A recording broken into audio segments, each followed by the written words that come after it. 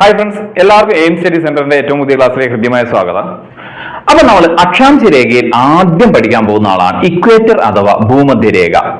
അപ്പൊ ഭൂമധ്യരേഖയുടെ എന്ന് പറഞ്ഞാൽ എന്താണ്? 0 ഡിഗ്രി അക്ഷാംശ രേഖ അറിയപ്പെടുന്ന പേരാണ് ഭൂമധ്യരേഖ അല്ലെ? 0 ഡിഗ്രി അല്ലേ? അപ്പൊ 0 ഡിഗ്രി അക്ഷാംശ രേഖ അറിയപ്പെടുന്ന പേരാണ് ഭൂമധ്യരേഖ. ചിലപ്പോ ഇങ്ങനെ നേരെ തിരിച്ചു ചോദിക്കും, ഭൂമധ്യരേഖയുടെ കോണീയ അളവ് എന്ന് പറഞ്ഞാൽ എത്രയാണ്? അത് 0 ഡിഗ്രിയാണ്. അപ്പം 0 ഡിഗ്രി അക്ഷാംശ രേഖ അറിയപ്പെടുന്ന പേരാണ് ഭൂമധ്യരേഖ. ഭൂമധ്യരേഖയുടെ കോണീയ അകലം എന്ന് പറഞ്ഞാൽ ഏതാണ്? അത് 0 ഡിഗ്രിയാണ്. ഭൂമധ്യരേഖയുടെ കോണീയ അകലം എന്ന് ചോദിച്ചു കഴിഞ്ഞാൽ അളവ് എന്ന് പറഞ്ഞാൽ എത്രയാണ്? അത് 0 ഡിഗ്രിയാണെന്ന് ഓർമ്മിച്ച് വെക്കുക. ഓക്കെ ആണല്ലോ. ഏറ്റവും വലിയ അക്ഷാംശ രേഖയാണ് ഭൂമധ്യരേഖ. നിങ്ങൾ ഈ ചിത്രം തന്നെ കണ്ടാലേ നമ്മുടെ ഭൂമിയുടെ ആകൃതി നമ്മൾ പറഞ്ഞിട്ടുണ്ടല്ലോ, ജിയോയുടെ ഷേപ്പാണ്. മുകൾ ഭാഗം പരന്നതോ ധ്രുവങ്ങൾ പരന്നതോ അതാണ്, സൈഡ് എന്താണ്, നടുഭാഗം എന്താണ്, വീർത്തു നിൽക്കുന്നതുമായ ഒരു ആകൃതിയാണ്. അപ്പൊ സ്വാഭാവികമായിട്ടും ഇവിടെ അല്ലേ, ഈ മധ്യഭാഗത്തല്ലേ നീളം കൂടുതൽ ഉണ്ടാവുക? കണ്ടില്ലേ, ഈ സൈഡിലോട്ട് പോകുമ്പോൾ നീളം കുറയൂലേ? അപ്പൊ ഏറ്റവും വലിയ അക്ഷാംശ രേഖ എന്ന് പറഞ്ഞാൽ ഏതാണ്? ഭൂമധ്യരേഖയാണ്.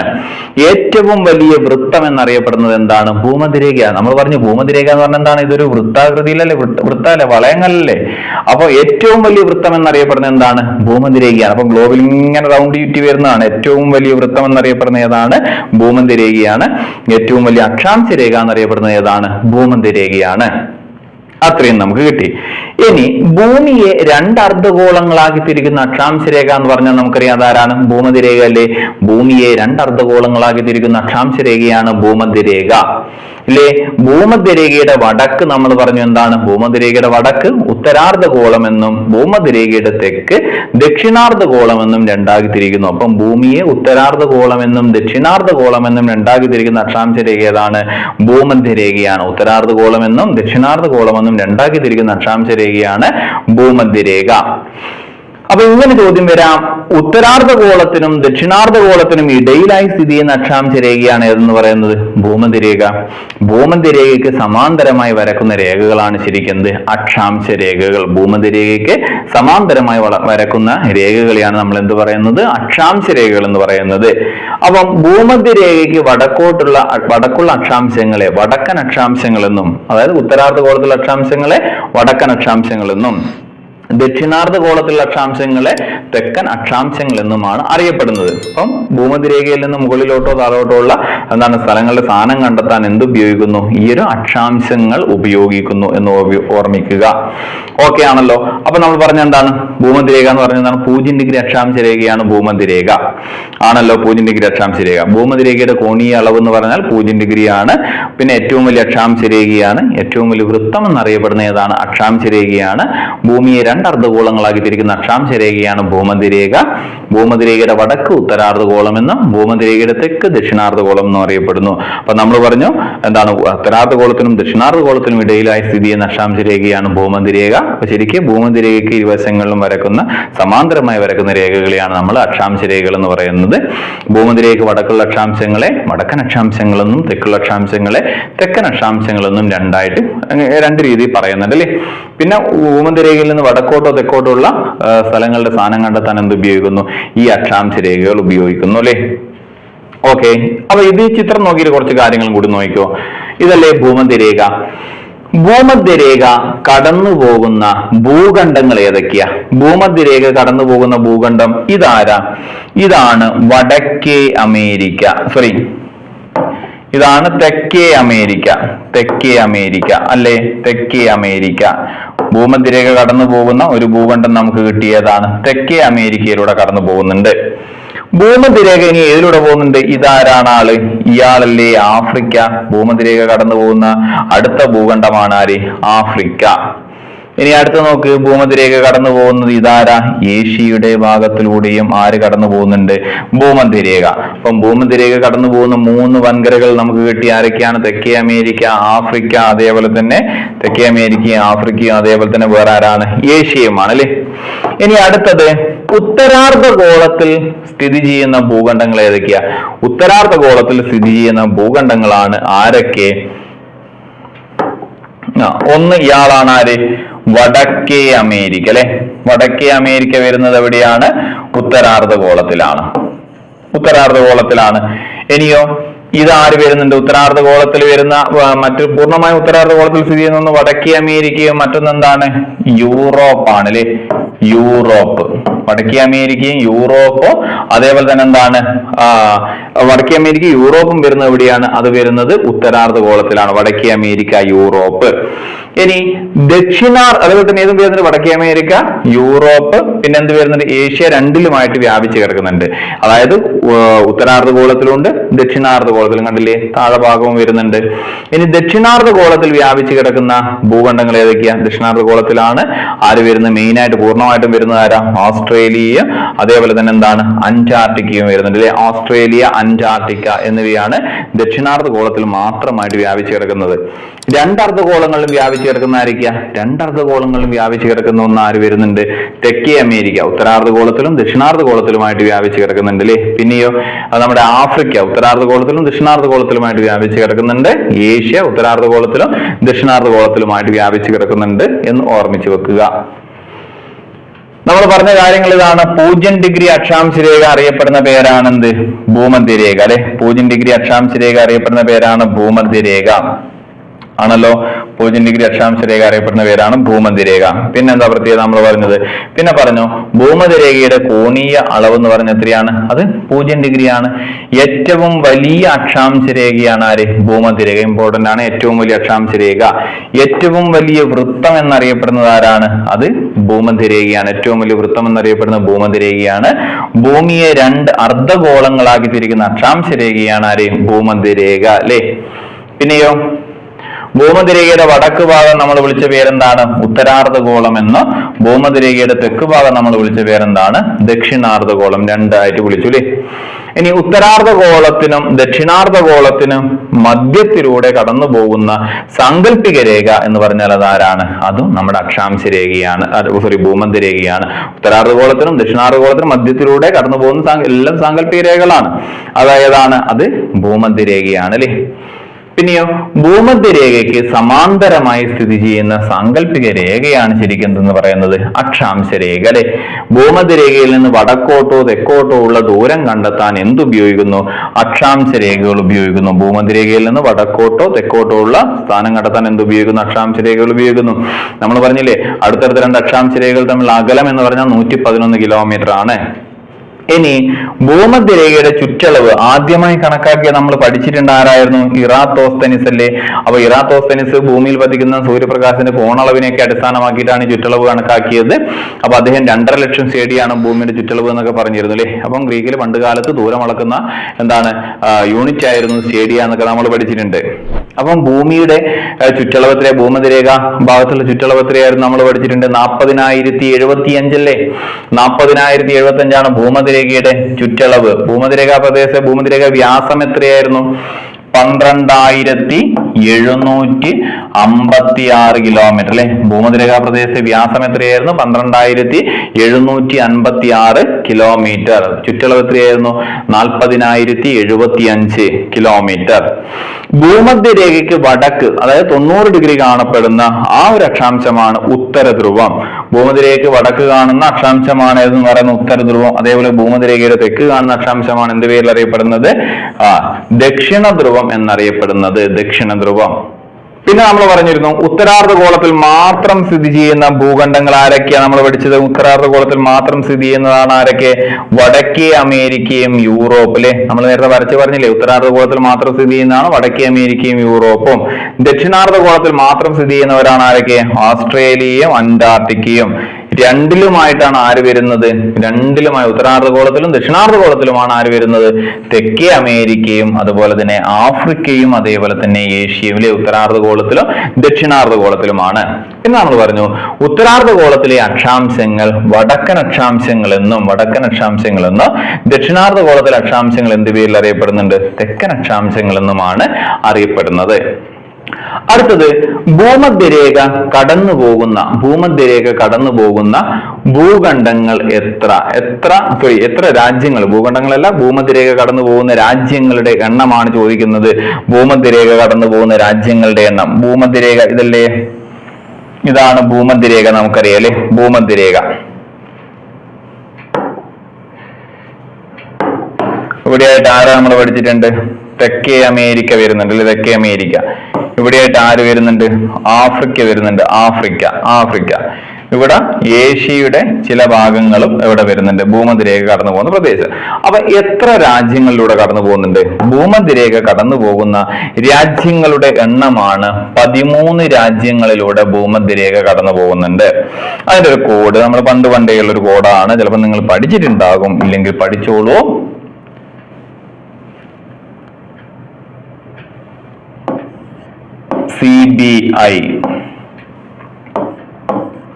CBI KSU-കാരന്റെ ECG എടുത്തു. അപ്പൊ ഇതിലൊരു 10ഓളം രാജ്യങ്ങളുടെ പേര് വരുന്നുണ്ട്, ബാക്കി 3 നമുക്ക് എക്സ്ട്രാ പഠിക്കാനുണ്ട്. അപ്പൊ ഏതൊക്കെയാണ് ആ രാജ്യങ്ങൾ നമുക്ക് നോക്കണം. ഒന്നെന്താണ്? അപ്പൊ ഒന്നാമത് വരുന്ന ഏതാണ്? കൊളംബിയ.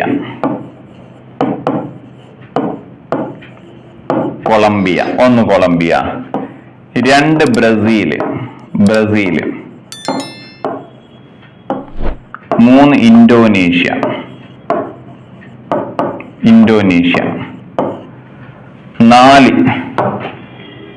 4 ആരാ?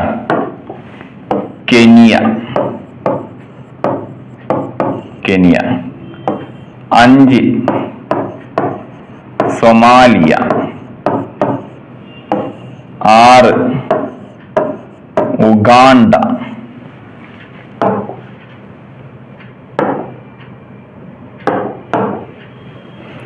7 ഇക്വഡോർ.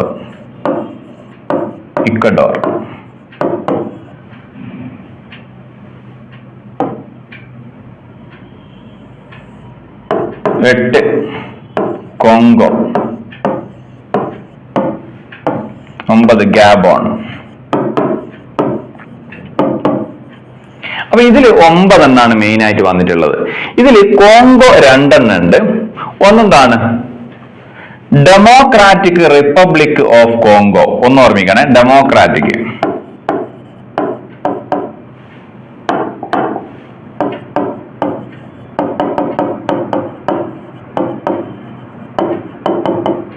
ഒന്ന് ഡെമോക്രാറ്റിക് റിപ്പബ്ലിക് ഓഫ് കോങ്കോ ഉണ്ട്, മറ്റൊന്നെന്താണ്? റിപ്പബ്ലിക് ഓഫ് കോങ്കോ ഉണ്ട്.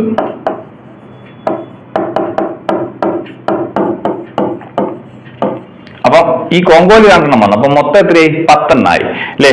ഒന്ന് ഡെമോക്രാറ്റിക് റിപ്പബ്ലിക് ഓഫ് കോങ്കോ ഉണ്ട്, മറ്റൊന്ന് റിപ്പബ്ലിക് ഓഫ് കോങ്കോ ഉണ്ട്. പിന്നെയോ 11ാമത് കിരിബാത്തി ഉണ്ട്. കിരിബാത്തി ഉണ്ട്. 12ാമത് മാലിദ്വീപ് ഉണ്ട്. 13ാമത് സാവോ ടോം പ്രിൻസിപ്പി എന്ന് പറയുന്ന രാജ്യം. അപ്പൊ മൊത്തത്തില് ഭൂമധ്യരേഖ കടന്നു പോകുന്ന രാജ്യങ്ങളുടെ എണ്ണം എത്രയാണ്? 13 എണ്ണം. അതിൽ നിങ്ങൾ ആദ്യം ഈ കോഡ് തന്നെ 10 എണ്ണം കിട്ടും, പിന്നെ 3 എണ്ണം എക്സ്ട്രാ നോക്കിയാൽ മതി. അപ്പൊ ഏതൊക്കെ കിട്ടി? CBI KSU-കാരന്റെ ECG എടുത്തു. അപ്പൊ ഏതൊക്കെയാ? Colombia, Brazil, Indonesia, Kenya, Somalia, Uganda, Ecuador.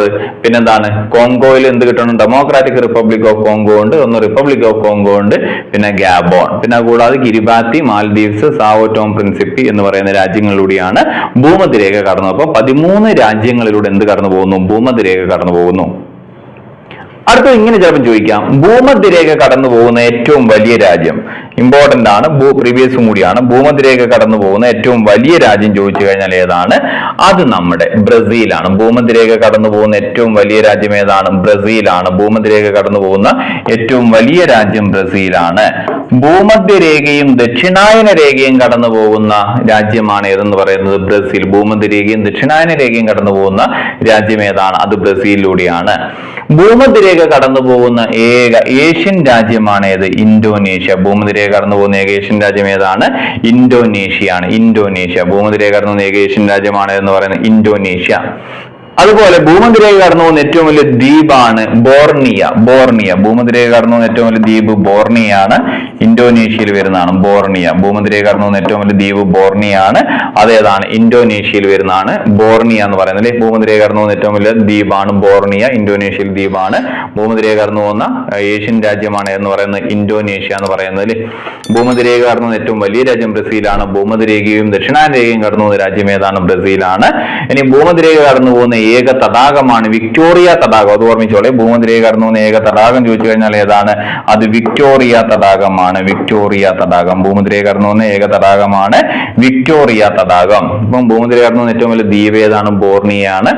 പിന്നെ ഏറ്റവും വലിയ രാജ്യം ബ്രസീലാണ്. ഭൂമധ്യരേഖ രേഖപ്പെടുത്തിയ ഏക തലസ്ഥാന നഗരമാണ് ക്വിറ്റോ. ഭൂമധ്യരേഖ രേഖപ്പെടുത്തി വെച്ചിരിക്കുന്ന ഏക തലസ്ഥാന നഗരമാണ് ക്വിറ്റോ എന്ന് പറയുന്നത്. ഇക്വഡോറിന്റെ തലസ്ഥാനമാണ് ക്വിറ്റോ എന്ന് പറയുന്നത്. അപ്പൊ ഇക്വഡോറിന് ആ പേര് വന്ന് ഇക്വേറ്റർ അതിലൂടെ കടന്നു പോകുന്നത് കൊണ്ടാണ്. അപ്പം ഭൂമധ്യരേഖ കടന്നു പോകുന്ന ഏക തലസ്ഥാന നഗരമാണെന്ത്? ക്വിറ്റോ. ഇനി ഭൂമധ്യരേഖ കടന്നു പോകുന്ന തലസ്ഥാന നഗരം ക്വിറ്റോ അല്ലേ? ഇനി അടുത്തത് ഇവിടെയല്ലേ നമ്മുടെ ഇന്ത്യ വരുന്നത്? ഈ ഒരു ഭാഗത്തല്ലേ? നോക്കാം നമുക്ക്. ഈ ഒരു ഭാഗം നമുക്ക് നോക്കാം. ഇവിടെയാണ് നമ്മുടെ ഇന്ത്യ വരുന്നത്. അപ്പൊ ഇതുമായി ബന്ധപ്പെട്ട കുറച്ച് ചോദ്യങ്ങൾ നോക്കാം അല്ലേ?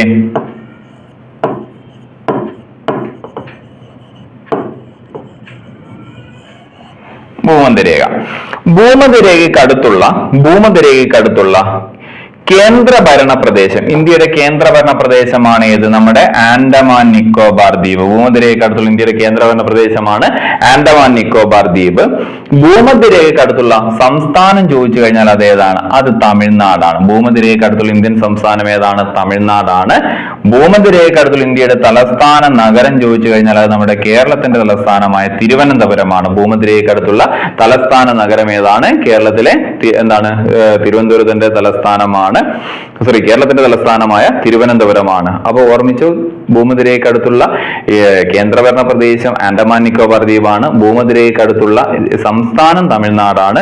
ഭൂമധ്യരേഖയ്ക്കടുത്തുള്ള ഇന്ത്യയുടെ തലസ്ഥാന നഗരമാണെങ്കിൽ അത് ഏതാണ്? അത് തിരുവനന്തപുരമാണ്. ഭൂമധ്യരേഖയ്ക്കടുത്തുള്ള മേജർ തുറമുഖമാണെങ്കിൽ അത് തൂത്തുക്കുടിയാണ്, തമിഴ്നാട്ടിലും. ഭൂമധ്യരേഖയ്ക്കടുത്തുള്ള മേജർ തുറമുഖം ഏതാണ്? തൂത്തുക്കുടിയാണ്. ഭൂമധ്യരേഖയ്ക്കടുത്തുള്ള മെട്രോപൊളിറ്റൻ നഗരമാണ് ഏതെന്ന് പറയുന്നത്? ചെന്നൈയാണ് അല്ലെ? ചെന്നൈയാണ് ഭൂമധ്യരേഖയ്ക്കടുത്തുള്ള മെട്രോപൊളിറ്റൻ നഗരം. എന്താ മെട്രോപൊളിറ്റൻ നഗരം? 10 ലക്ഷത്തിൽ കൂടുതൽ ആൾക്കാർ താമസിക്കുന്ന സ്ഥലത്തെയാണ് അല്ലെ മെട്രോപൊളിറ്റൻ നഗരം എന്ന് പറയുന്നത്. അപ്പം ഭൂമധ്യരേഖയ്ക്കടുത്തുള്ള മെട്രോപൊളിറ്റൻ നഗരമാണെങ്കിൽ ഏതാണ്? അത് നമ്മുടെ ചെന്നൈയാണ്. ഭൂമധ്യരേഖയ്ക്ക് അടുത്ത് സ്ഥിതി ചെയ്യുന്ന ഇന്ത്യയിലെ ഏറ്റവും ഉയരം കൂടിയ കൊടുമുടി ഏതാണ്? അത് ആനമുടിയാണ്. ഭൂമധ്യരേഖയ്ക്കടുത്തുള്ള ഇന്ത്യയിലെ ഏറ്റവും ഉയരം കൂടിയ കൊടുമുടി ഏതാണ്? ആനമുടിയാണ്.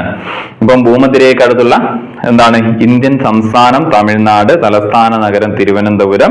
ഭൂമധ്യരേഖയ്ക്കടുത്തുള്ള ഇന്ത്യൻ പ്രദേശം ചോദിച്ചു കഴിഞ്ഞാൽ ഏതാ? ഭൂമധ്യരേഖയ്ക്കടുത്തുള്ള ഇന്ത്യൻ പ്രദേശം അത് നമ്മുടെ ഇന്ത്യയുടെ ഏറ്റവും തെക്കേയറ്റമായ ഇന്ദിരാ പോയിന്റ് ആട്ടോ, നിക്കോബാർ ദ്വീപിലല്ലേ.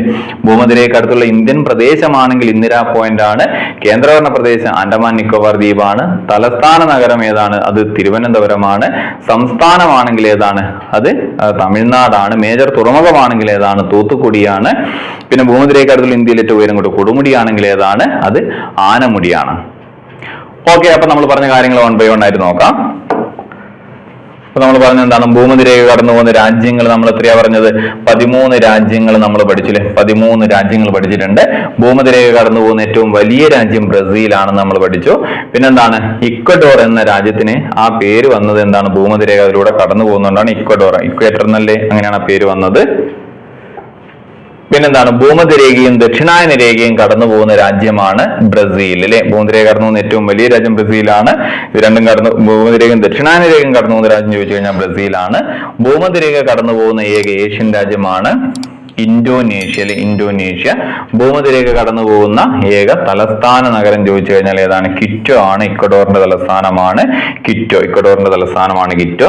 ഭൂമധ്യരേഖ അടയാളപ്പെടുത്തിയിരിക്കുന്ന ഒരേ ഒരു തലസ്ഥാന നഗരമാണ് ക്വിറ്റോ.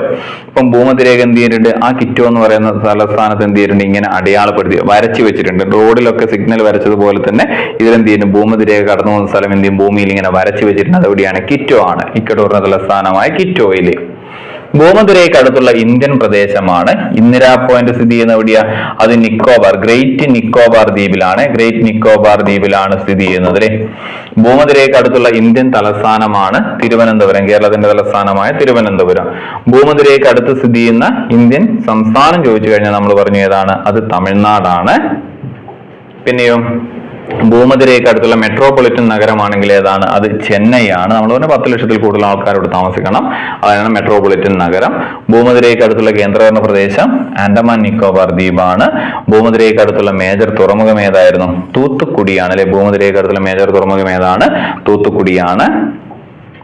പിന്നെയോ ഭൂമധ്യരേഖയ്ക്ക് അടുത്ത് സ്ഥിതി ചെയ്യുന്ന ഇന്ത്യയിലെ ഏറ്റവും ഉയരം കൂടിയ കൊടുമുടി ഏതാണ്?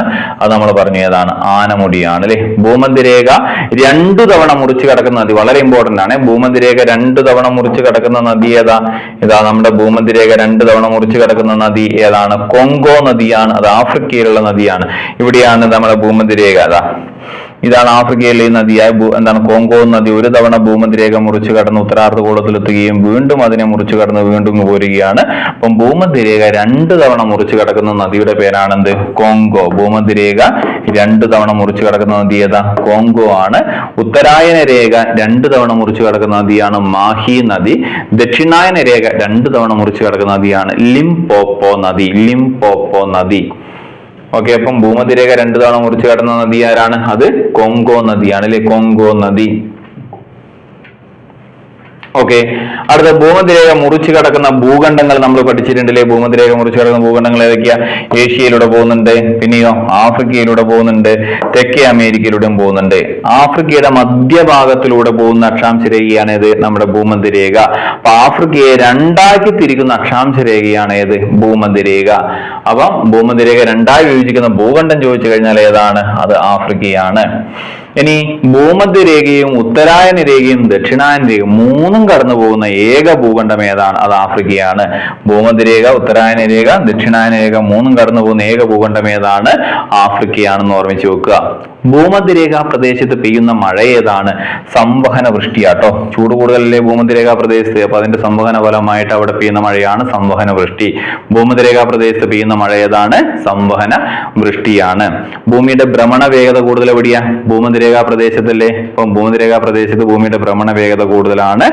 1650 km/h അല്ലേ. ഭൂമിയുടെ ഭ്രമണ വേഗത ഏറ്റവും കുറവ് ധ്രുവങ്ങളിലാണ്. അതൊന്ന് ഓർമ്മിക്കണേ.